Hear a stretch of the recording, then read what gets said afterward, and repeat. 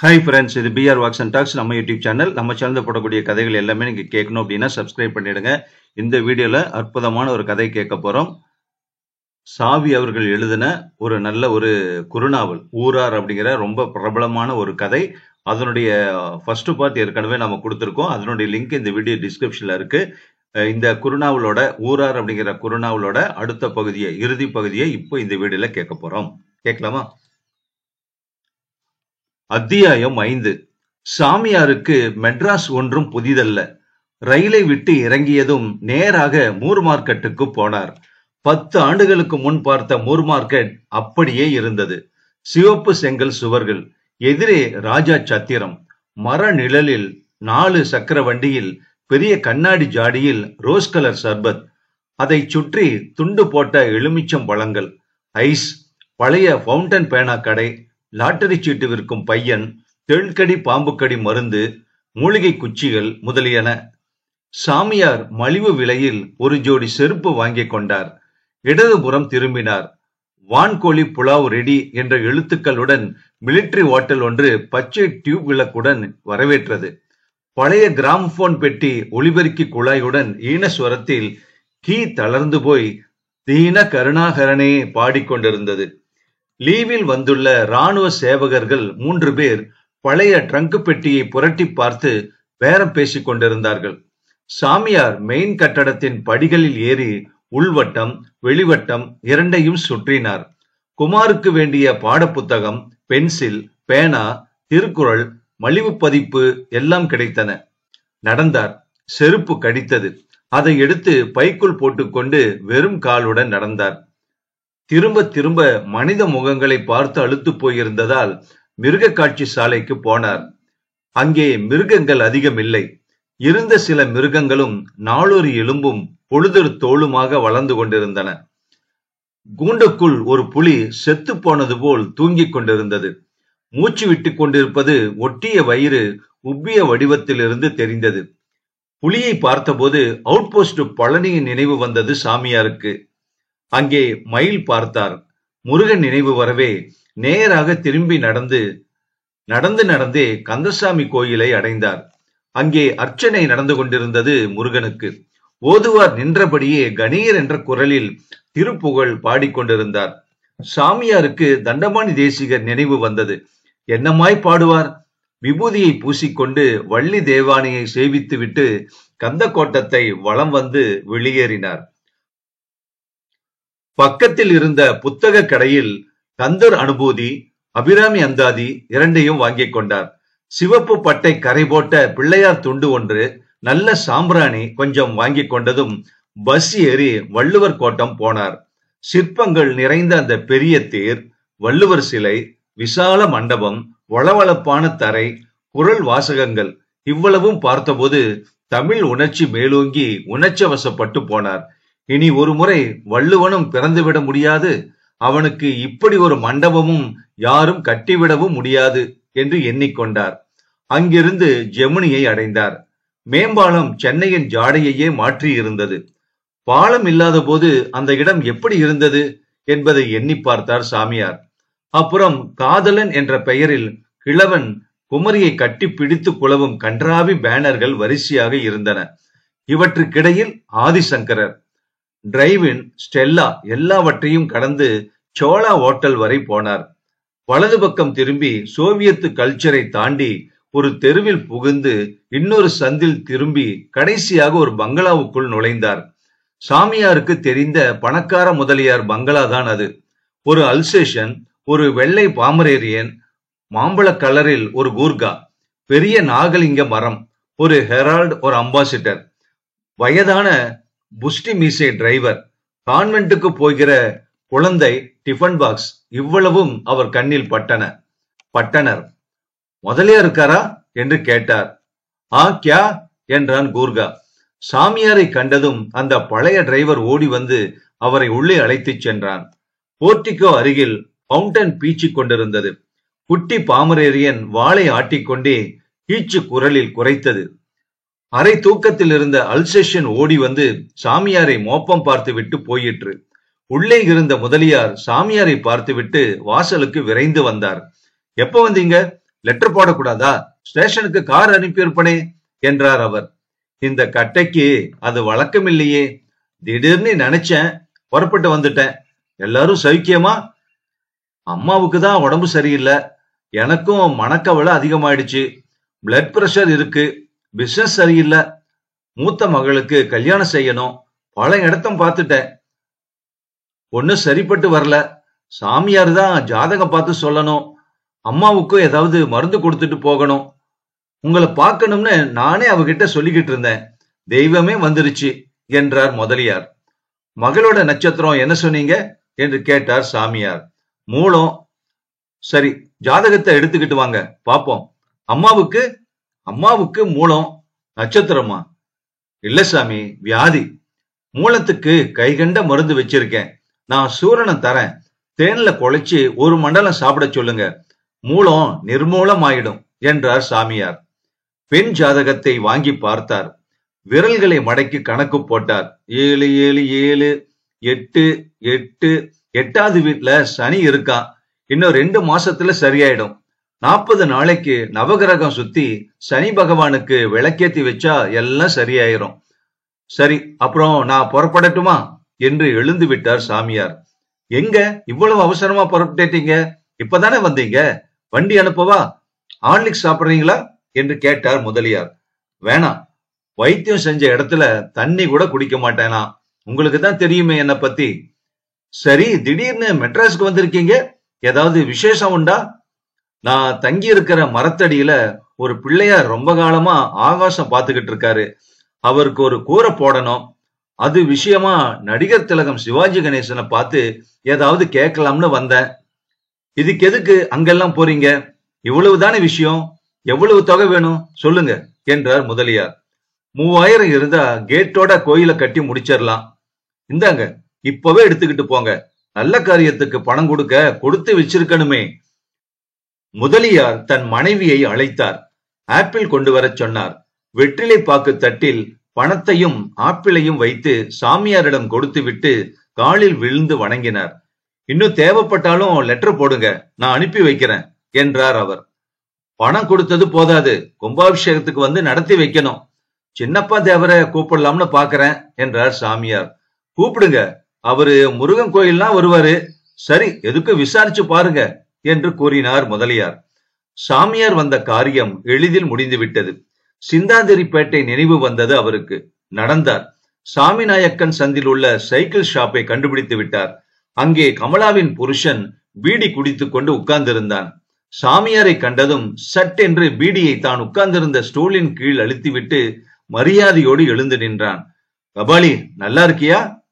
சாமியார் புண்ணியத்துல நல்லா இருக்கேன். எப்ப வந்தாப்ல? டீ சாப்பிடுறீங்களா? நிக்கிறீங்களே, இப்படி உட்காருங்க. ஆச்சார உபச்சாரம் செய்தான் கபாலி.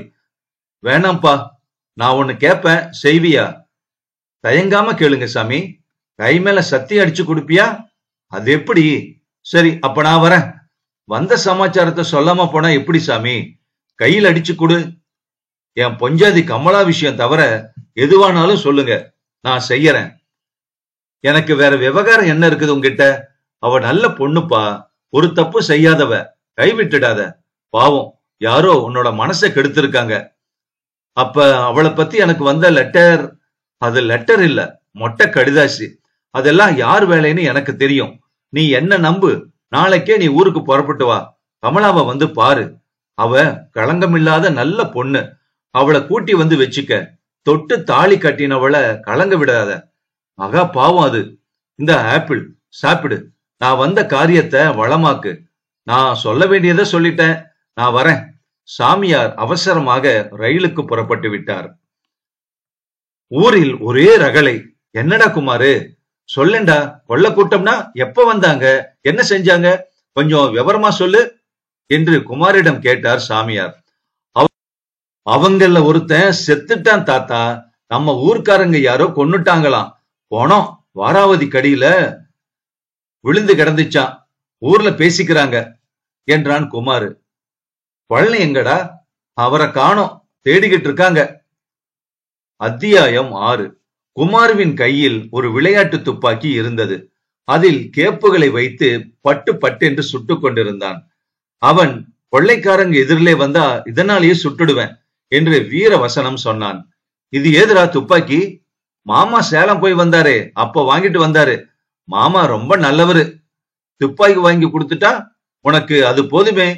2 ரூபா செலவுல நல்ல பேர் வாங்கிட்டான்டா உன்னோட மாம. அவனுக்கு உள்ளபடியே உன் மேல அக்கறை இருந்தா என்ன வாங்கி தரணும்? புக்ஸுங்க வாங்கி தருவான், பள்ளிக்கூடத்துல சேர்த்து படிக்க சொல்லுவான். நீ எக்கேடு கட்ட அவனுக்கு என்னடா? உன் சொத்தெல்லாம் அவன்கிட்ட போயாச்சு. இனிமே நீ படிச்சா என்ன படிக்காட்டி என்ன போ.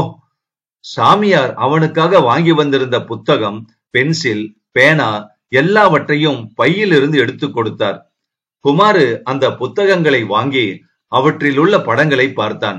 திருவிகா, பெரியார், காமராஜர், அண்ணா, ராஜாஜி இவர்களின் படங்கள் அத்தனையும் இருந்தன. காமராஜரை தெரியுமாடா உனக்கு? நம்ம இவருக்கு வந்திருக்காரே, மீட்டிங்ல பேசினாரே, ஜெய்சங்கர் நம்பியார் எல்லாம் வரமாட்டாங்களா? அவங்க எதுக்குடா? அவங்கதான் துப்பாக்கி சண்டை போடுவாங்க. நீ துப்பாக்கிலேயே இரு, படிக்காத. ஏனைய பிள்ளைகள் எல்லாம் படிச்சு முன்னுக்கு வரணும்.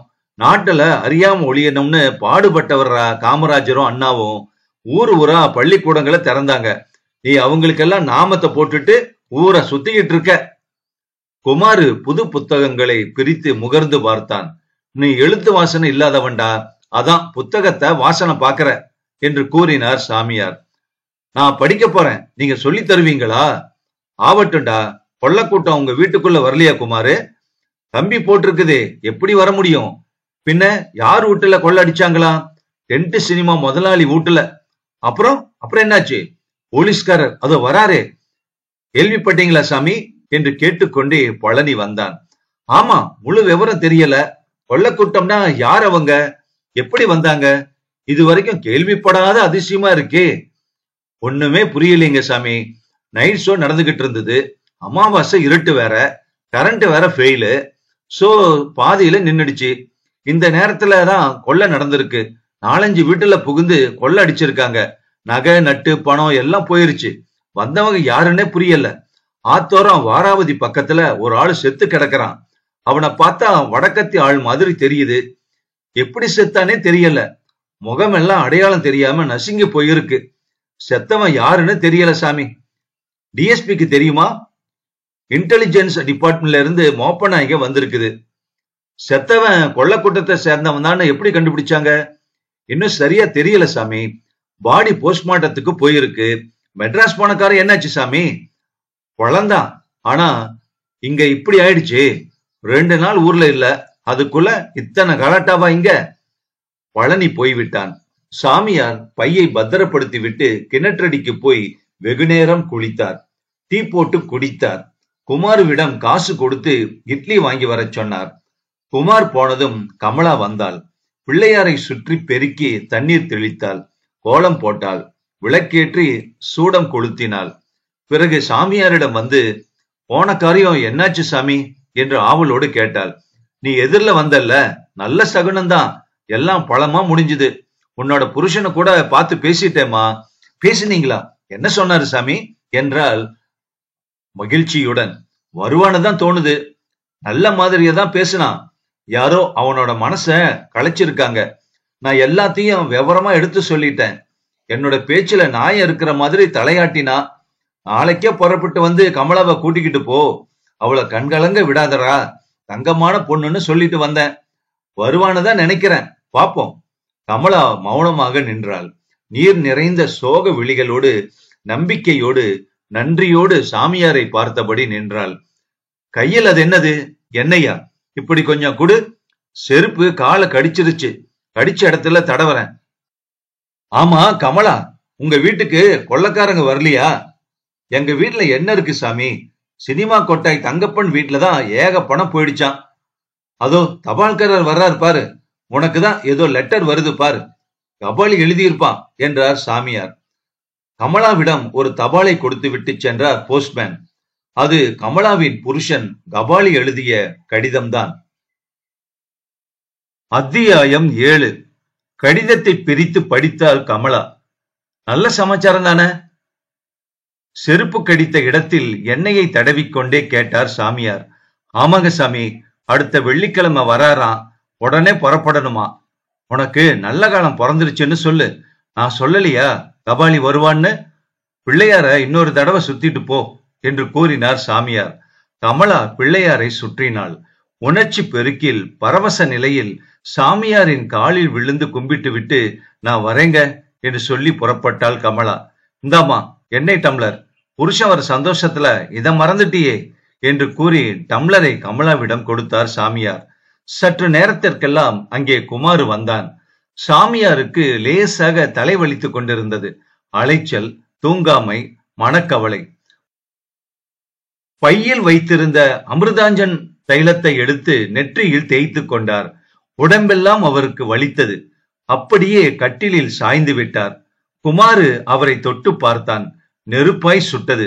தலைவலிக்குதா சாமி என்று அவர் தலையை அமுக்கிவிட்டான் குமாரு. நல்ல காய்ச்சல் அடிக்குது தாத்தா என்றான். அவர் உடல் நடுங்கியது. குளிர் ஜுரம். குமாரு ஒரு துணியை எடுத்து போர்த்தி விட்டான். சாமியார் பேச முடியாமல் மிகவும் திணறினார். மூச்சுக்காற்று உஷ்ணமாக வந்தது. அந்த உஷ்ணம் குமாருவை தாக்கியது. அவன் கண்கலங்கினான். நீ ஏண்டா அழுவுற? நீங்க செத்துட்டீங்கன்னா நானும் உங்களோடவே செத்துருவேன் தாத்தா என்றான் அவன். நான் செத்துட்டா என்னடா நஷ்டம்? நீ சின்ன பையன், வளர வேண்டியவன். உனக்கு சொத்து இருக்குது, எதிர்காலம் இருக்குது. நீ படிச்சு முன்னுக்கு வரணும். ஏதாவது தொழிற்சாலை தொடங்கி நடத்தணும். அதனால ஒரு 100 பேருக்கு பொழப்பு நடக்கணும். செய்வியா குமாரு? துப்பாக்கி தொழிற்சாலை ஆரம்பிக்கட்டுமா தாத்தா? நீ துப்பாக்கிலேயே இருடா. அதெல்லாம் அரசாங்கத்துல செய்வாங்க. நீ துப்பார்க்கு துப்பாய துப்பாக்கி படி. அது என்ன துப்பாக்கி? அது துப்பாக்கி இல்லடா, திருக்குறள். மழை மாதிரி 4 பேருக்கு உதவியா இரு என்றார். மழை வரும் போல இருக்குதே தாத்தா, எங்க வீட்டு தென்னையில வந்து படுத்துக்கிறீங்களா? வேண்டாண்டா, நான் பிள்ளையார் கோயில் ஆண்டி. எனக்கு இந்த இடமே போதும்.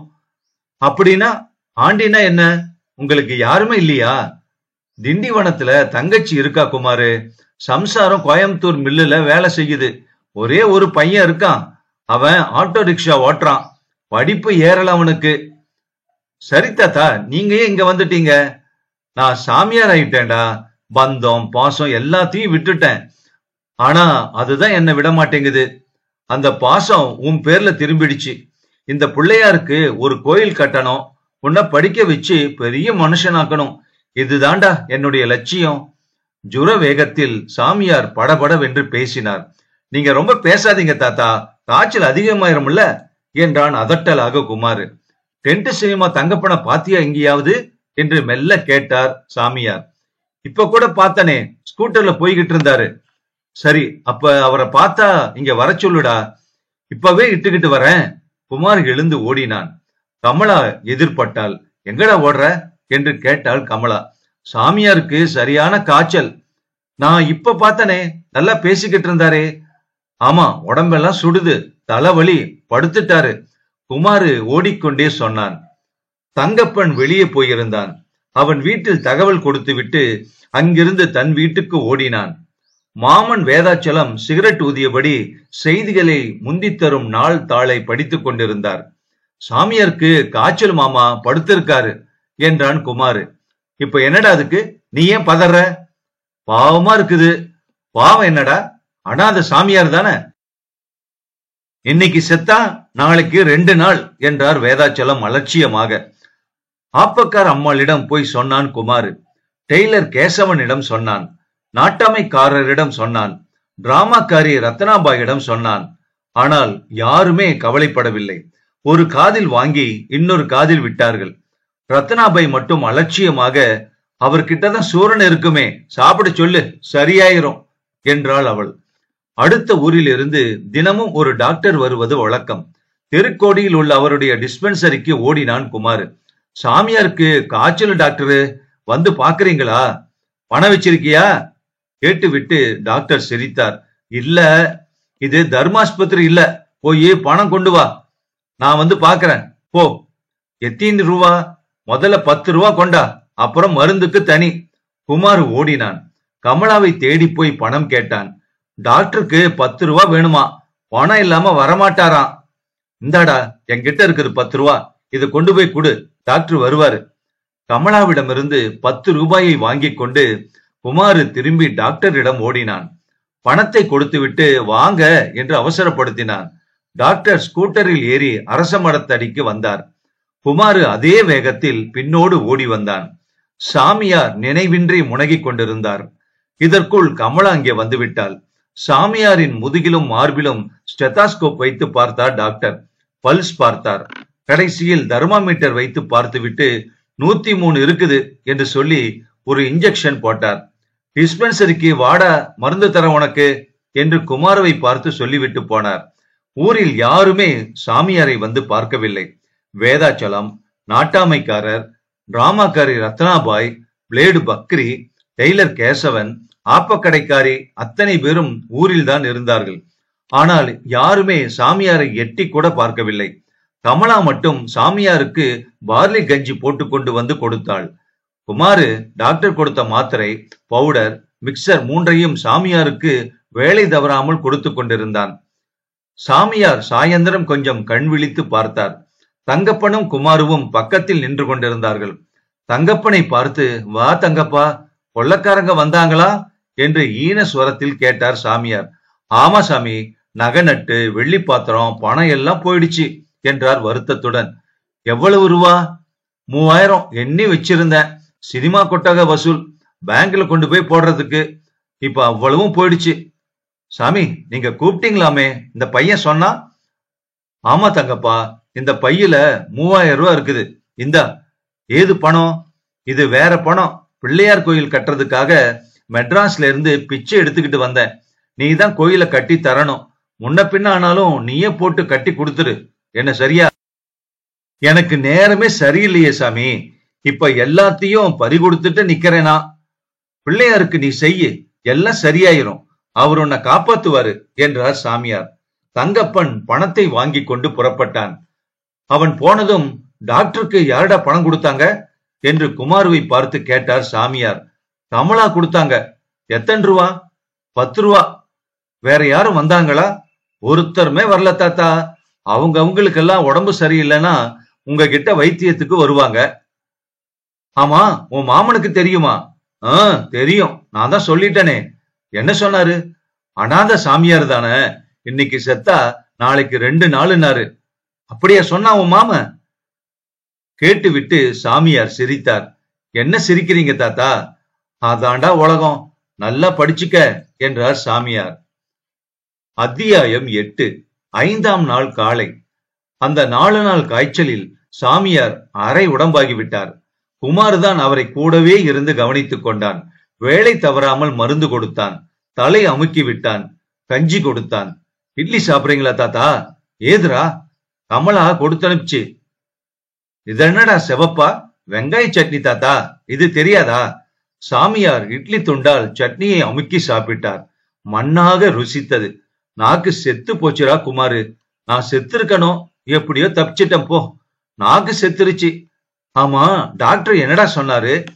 கடி ஜுரம்னு சொன்னாரு. ஊர்ல இருக்கிற ஆடு மாடுங்க எல்லாம் அரச மரத்தடியில தானே வாசம் இருக்கு. கொசு உற்பத்தியே இங்க தானே என்றார் சாமியார்.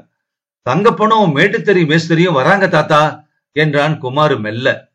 சாமியார் தள்ளாடி குமாருவின் தோள் மீது கையூன்றி நின்றார். பலவீனமாக இருந்தது உடம்பு. தலையை சுற்றி மின்மினி பூச்சிகள் பறந்தன. மயக்கமா வருதுரா என்றார் தாத்தா. நீங்க கொஞ்ச நேரம் அப்படியே உட்காருங்க என்றான் குமாரு. இன்னைக்கு முகூர்த்த நாள், கோயில் வேலையை தொடங்கிடலாமா? மேஸ்திரி வந்திருக்காரு என்றான் தங்கப்பன் சாமியாரிடம். யாரு? பொன்னப்ப மேஸ்திரியா என்று கேட்டார் சாமியார். ஆமாங்க சாமி என்றான் மேஸ்திரி. 60க்கு 90 அளவெடுத்துக்கோ. இப்பவே வேலையை ஆரம்பிச்சிடலாம். 2 மாசத்துல கோயிலை கட்டி முடிச்சிடணும், தெரிஞ்சுதா? பொன்னப்பன் தலையாட்டினான். பிறகு மூவருமாக போய் பிள்ளையாருக்கு தேங்காய் உடைத்து சூடம் கொளுத்தினார்கள். முதல் ஈசானிய மூலையில் போய் நின்று எலுமிச்சம் பழத்தை நசுக்கினார்கள்.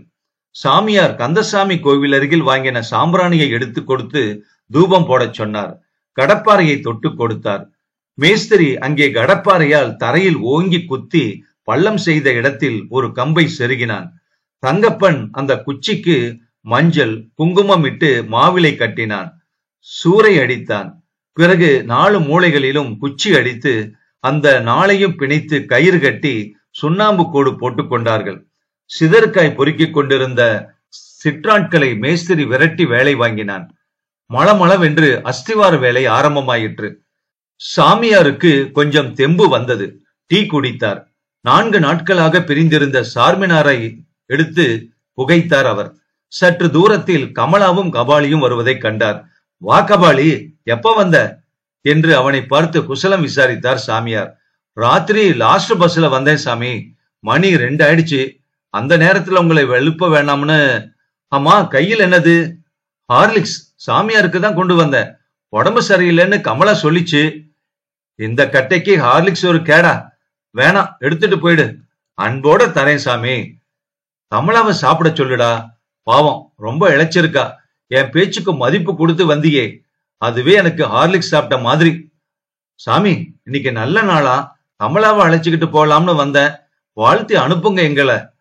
முதல்ல பிள்ளையார கும்பிட்டுட்டு வாங்க. இருவரும் விநாயகரை வணங்கி விட்டு வந்தார்கள். அப்புறம் சாமியார் காலில் விழுந்து அவரது ஆசீர்வாதம் பெற்றுக் கொண்டார்கள். நேரா பஸ்ஸுக்கு தானே போறீங்க? ஆமா சாமி, 10 மணி பஸ். சரி, போய் லெட்டர் போடுங்க. சந்தோஷமா சௌக்கியமா இருங்க. கமலாவை நல்லா கவனிச்சுக்கப்பா, நல்ல பொண்ணு. இப்பதான் பாரு, அவ முகத்துல சிரிப்ப நான் பாக்குறேன் என்றார் சாமியார் சந்தோஷத்துடன். உடம்ப கவனிச்சுக்கங்க சாமி, நாங்க வரோம் என்று கூறிவிட்டு கிளம்பினாள் கமலா. குமார் வீட்டுக்கு போய் சாப்பிட்டு விட்டு வந்தான். மாமா இருக்கானாடா உன் வீட்டுல? இருக்காரு தாத்தா, என்னவோ தெரியல, பேயறிஞ்ச மாதிரி உட்கார்ந்து இருக்காரு. ஏண்டா, என்னடா விஷயம்? தெரியல தாத்தா, தபால்காரர் வந்து லெட்டர் கொடுத்துட்டு போனாரு, அத படிச்சாரு, அதுல இருந்து இப்படி ஆயிட்டாரு. ஏண்டா, என்னாச்சு? என்ன விஷயம்? தெரியலையே தாத்தா. சரி, அப்புறம் என்ன நடந்துச்சு? நாட்டாமக்காரரும் மணியக்காரரும் வந்தாங்க. கதவை சாத்திக்கிட்டு 3 பேரும் ரொம்ப நேரம் பேசிக்கிட்டு இருந்தாங்க. அவங்க முகமும் சரியில்லை. அதுக்கப்புறம் என்னடா அதிசயமா இருக்கு? என்ன விஷயம்டா? தெரியலையே தாத்தா, என்னையே கேக்குற. சரி, என்ன பேசினாங்க, அதையாவது சொல்லு. தெரியலையே, கதவை சாத்திக்கிட்டு ரகசியமா பேசிக்கிட்டு இருந்தாங்க. அப்புறம் எல்லோரும் போயிட்டாங்களா? போயிட்டாங்க. மாமா மட்டும் அப்படியே இடிஞ்சு போய் உட்கார்ந்து இருக்காரு.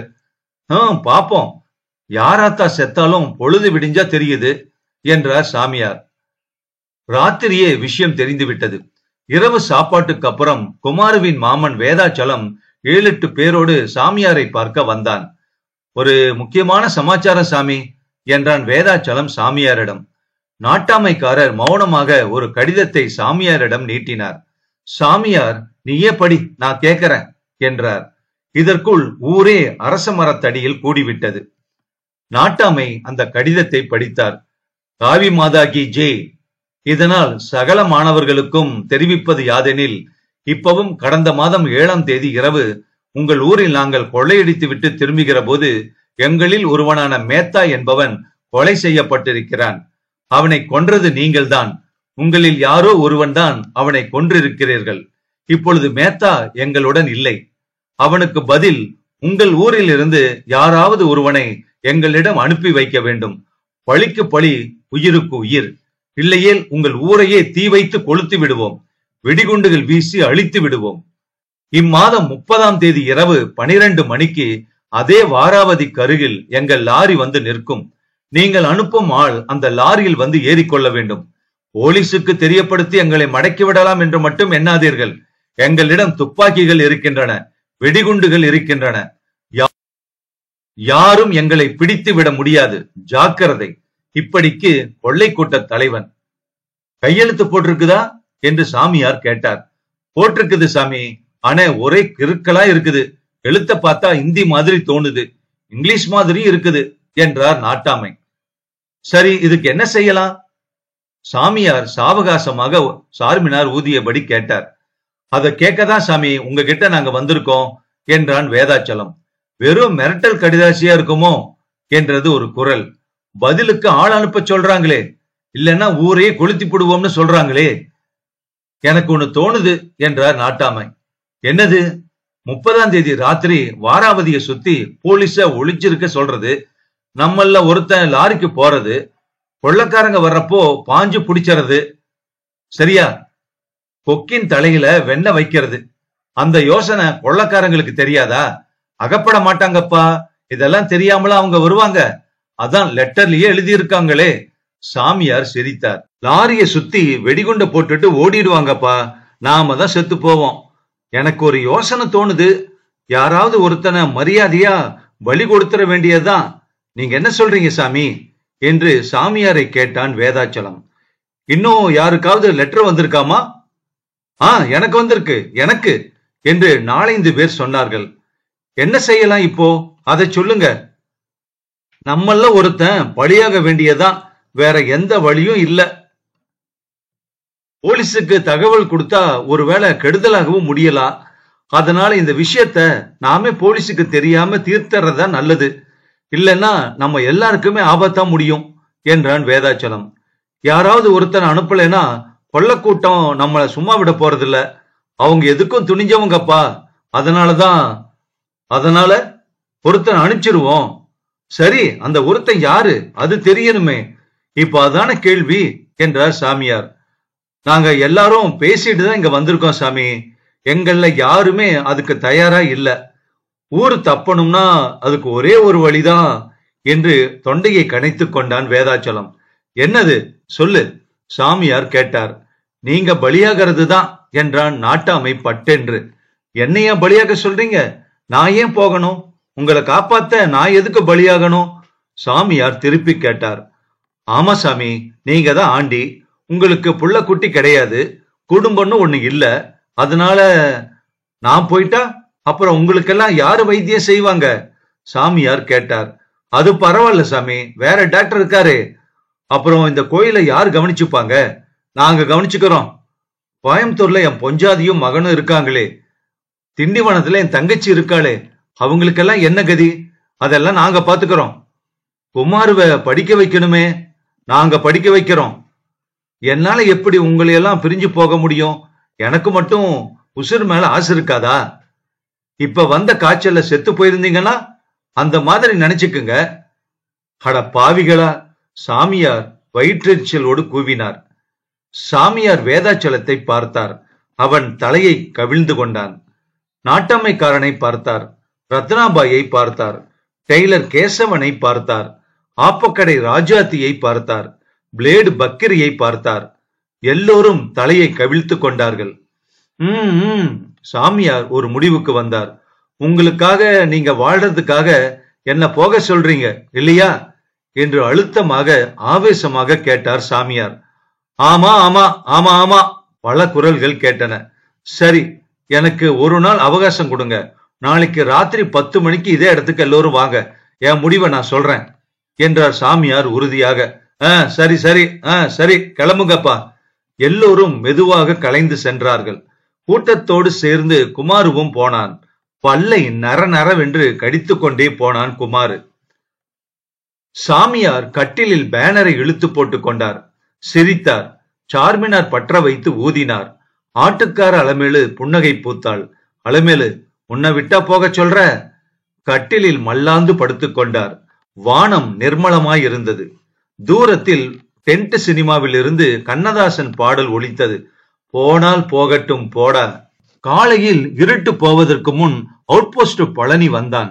பல் துளக்க வேப்பங்குச்சி ஒடிக்க போனான். வேப்பஞ்செடியை ஒடிக்காத, இப்பதான் தலை தூக்குது என்று கூறிவிட்டு பல்பொடி எடுத்து கொடுத்தார் சாமியார். கண்ணங்கரையல்னு இருக்குதே, என்ன இது என்றான் பழனி. இதுல தொலைக்கு பாரு, பல்லு வெள்ளை வெளியேர்னு ஆகும் என்றார் சாமியார். இது எதுல செஞ்சது? ஆலங்குச்சி வேலங்குச்சி ரெண்டையும் இடிச்சு உமித்தூள் கருக்கி, ஆளும் வேலும் பல்லு குருதி, 4-2 சொல்லு குருதிம்பாங்களே, தெரியாத உனக்கு? சாமி, டீ சாப்பிடுறீங்களா? கொண்டு வர சொல்லட்டுமா? சாப்பிடலாம். ஆமா, 2 நாளா எங்க காணோம் ஆள? ஒரு சாவுக்கு போயிருந்தேன் சாமி, குமாரபாளையத்துக்கு. குமாரு எங்க காணோம்? கோழி கூவுறதுக்குள்ள வந்துருவானே இங்க. ராத்திரி ரொம்ப நேரம் இங்க கண் விழிச்சுக்கிட்டு இருந்தான் இல்லையா? தூங்கி இருப்பான் பாவம். ஆமா, நீ ஏன் ராத்திரி ஒண்ணுமே பேசாம மௌனமா குத்துக்கள் கணக்கா உட்கார்ந்துட்டு இருந்த? என்னுடைய அபிப்பிராயத்தை யாரும் கேட்கலையே சாமி. சரி சொல்லு, உன்னுடைய அபிப்பிராயம் என்ன? இப்பதான் சொல்ல. இருங்க வரேன் என்று கூறி கிணற்றடிக்கு போனான் பழனி. தண்ணீர் சேந்தி வாயை கொப்பளித்தான். முகத்தை கழுவினான். இதற்குள் டீ வந்தது. சாமியாரும் பழனியும் அதை குடித்தார்கள். சுட சுட அது வயிற்றில் இறங்கியதும் தான் சாமியாருக்கு சற்று சுறுசுறுப்பு வந்தது. 2 சார்மினார் எடுத்து பழனிக்கு ஒன்று கொடுத்து தானும் பற்ற வைத்துக் கொண்டார். என்ன பழனி, என்ன செய்யலாம் சொல்லு? நீங்க எதுக்கு சாமி பலியாகணும்? நீங்களா கொலை செஞ்சீங்க? இல்ல. அப்புறம் நீங்க எதுக்கு போக போறீங்க? போகலன்னா ஊர்ல என்ன சும்மா விட மாட்டாங்க போல இருக்கு. ஊரை பகைச்சுக்கிட்டு அப்புறம் ஒழுங்கா வாழ முடியுமா என்னால? இங்க என்ன செஞ்சிருவாங்களாம் பாத்தரலாம். நான் ஆண்டிப்பா, ஊருக்கு இழைச்சவன், என்ன வேணாலும் செய்வாங்க. அதனால நான் போறதே மேல்தான். நான் இருந்து யார காப்பாத்த போறேன்? நான் போறதுனால இந்த ஊருக்கு ஆபத்து இல்லைன்னா அதுக்காக நான் தியாகம் செஞ்சா என்னப்பா? இதுக்கு பேரு தியாகம் இல்ல சாமி, இழிச்சுவாத்தனம். கள்ளச்சாரையும் காய்ச்சறானுங்க, பாத்துக்கிட்டு சும்மா இருந்தீங்க. பிக் பாக்கெட் அடிச்சாங்க, தெரிஞ்சும் தெரியாத மாதிரி இருந்தீங்க. இந்த ஊர்ல நடக்கிற அக்கிரமம், அயோக்கியத்தனம், திருட்டுத்தனம், அடாவடித்தனம் அத்தனையும் பாத்துக்கிட்டு சகிச்சுக்கிட்டு இருந்தீங்க. இப்ப கொள்ளக்காரங்க ஊரை கொளுத்திடுவோம்னு பயமுறுத்தினா அதுக்கு உங்களை பலியாக சொல்றாங்க.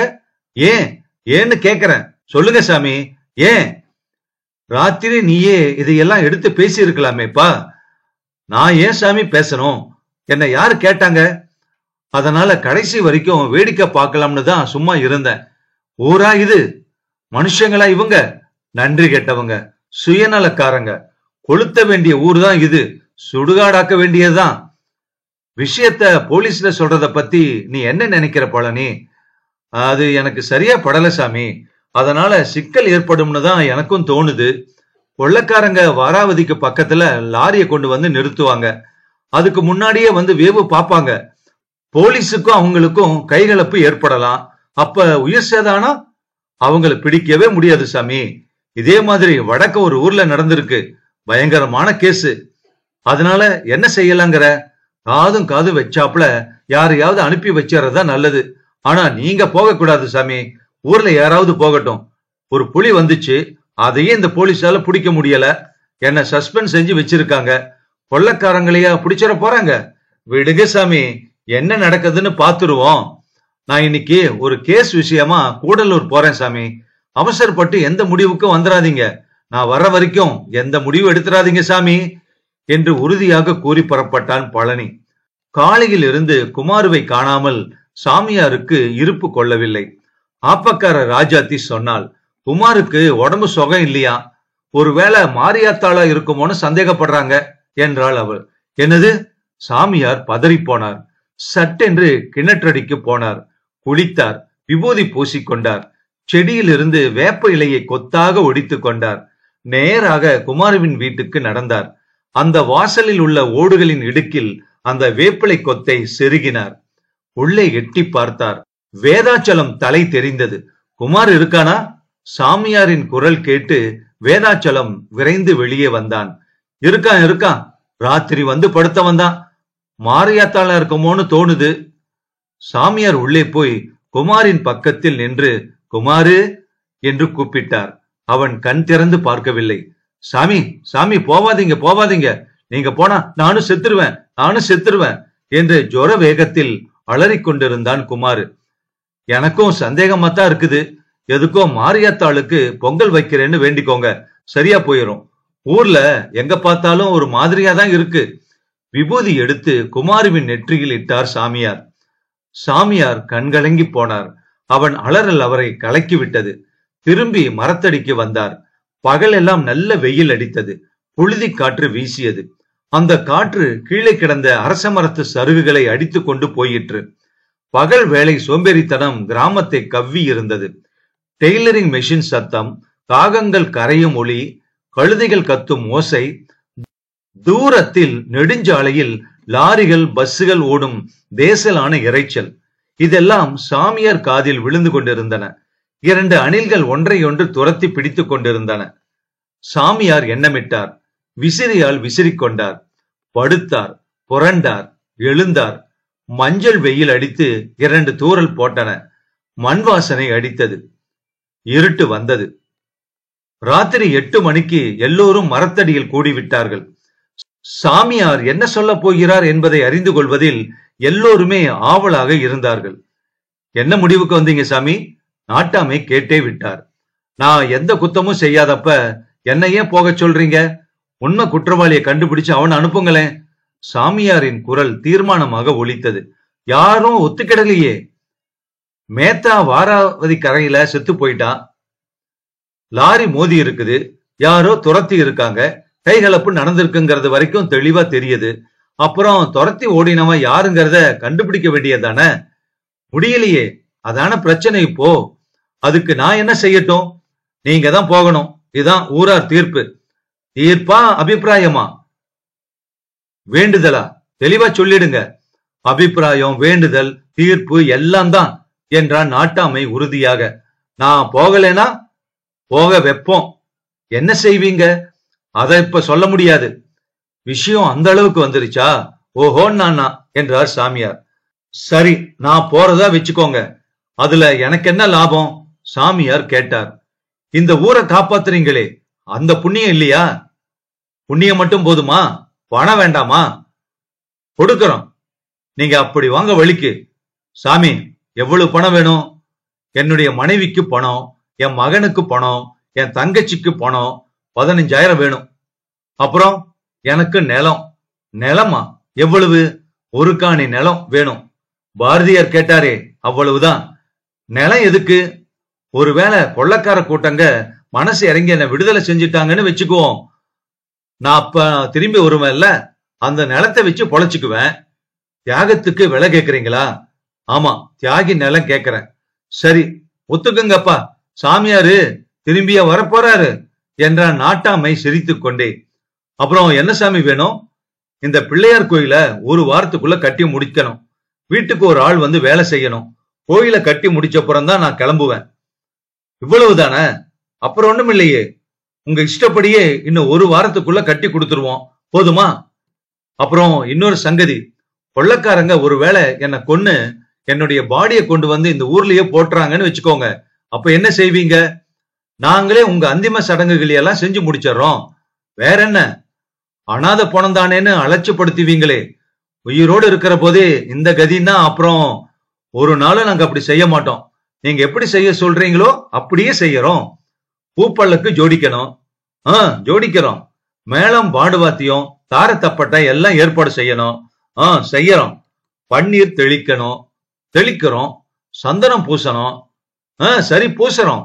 அதிர்வேட்டு, ஆகாச வெடி எல்லாம் கொளுத்துறோம். ஒரே கூடி பல்லக்குக்கு முன்னாலையும் பின்னாலையும் பெருங்கூட்டம் தலை குனிஞ்சபடி நடக்கிறோம். அப்புறம் என்ன? அதெல்லாம் வாயால சொன்னா போதாது, செஞ்சு காமிக்கணும். என் கண்ணால என்னுடைய அந்திம கால ஊர்வலம் நடக்கிறத நான் பார்க்கணும்.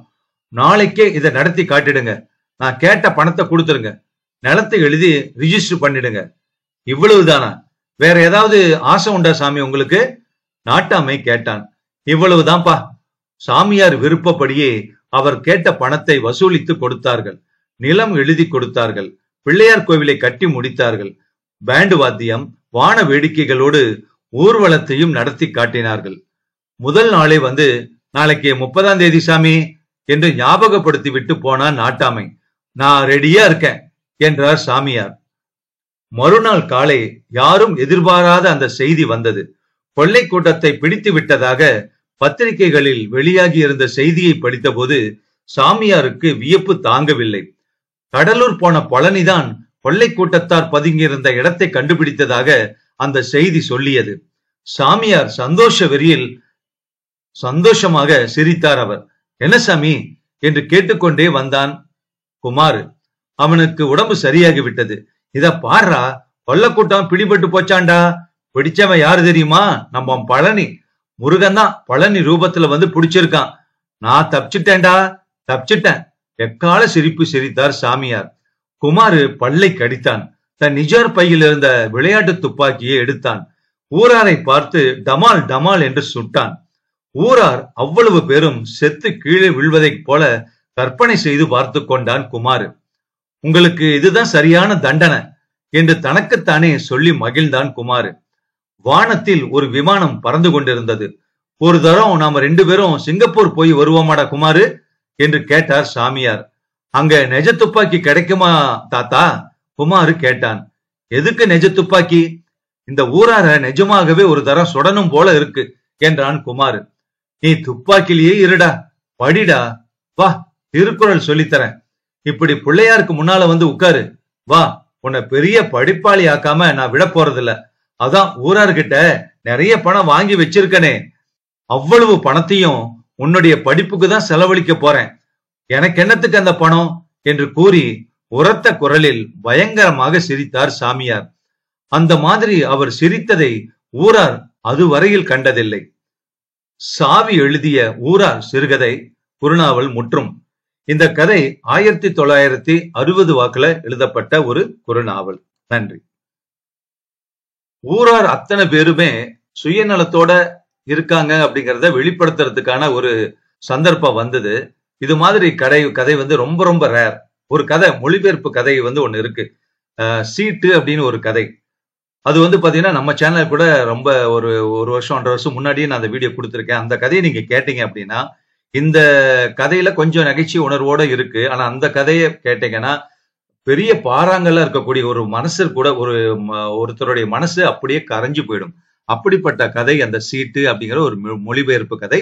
அதனுடைய இணைப்பை வந்து லிங்கை வந்து இந்த வீடியோ கமெண்ட்லயும் டிஸ்கிரிப்ஷன் கொடுக்குறேன். அதையும் ஒரு தடவை நீங்க கேளுங்க. நன்றி.